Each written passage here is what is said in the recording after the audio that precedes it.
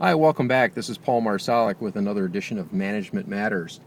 If you recall our previous entries, we were talking about the real cost of turnover, and in this section, we're going to talk about the cost of turnover to your brand, that is, your reputation as a hospital.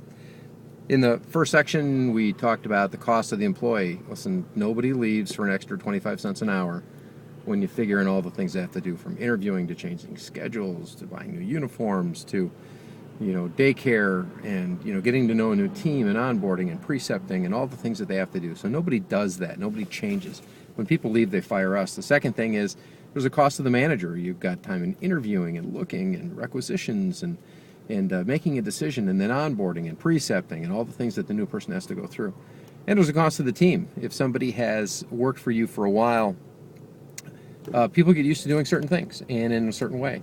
And when somebody leaves, you have to fill in the work that they do, and sometimes make it up with overtime, and sometimes shifts change, sometimes there's more on call, so the team suffers. But that's a different thing entirely. Let's talk about what the effect of turnover is on the brand of your hospital. Now think about this for a moment.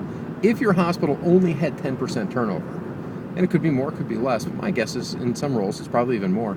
If you had only 10% turnover, that means in 20 years, we're assuming some people stay for a long time, some people leave, virtually every person in the hospital will have turned over. Not everybody, but virtually everyone. Now, you find a lot of long-term employees, 5, 10, 15, 20, 25 years. I met a lady the other day who had a 40-year career at the same hospital.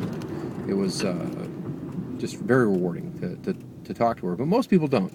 So think about this for a minute for your reputation. All those people that come and go are talking to all their friends and all the people they know about your hospital, and about the fact that they didn't stay. And they might even say, I fired my boss.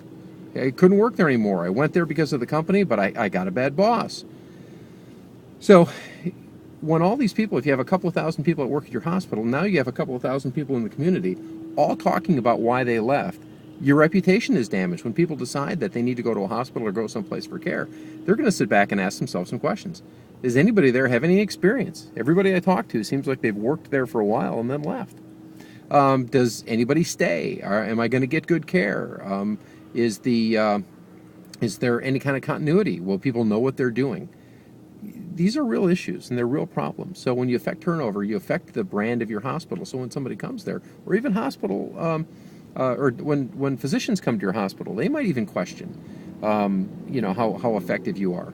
So, yes, the real cost of turnover is affected in recruiting and hiring and changing and interviewing, but think of your brand. Think of how people feel about your hospital overall when you put in a revolving door at the employee entrance. This is Paul Marsalic with Management Matters, the real cost of turnover. This is entry number 4. Stand by for tomorrow for a summary. We're going to talk about how to affect turnover in a positive way, the antidote to the problem with turnover, and looking forward to talking to you.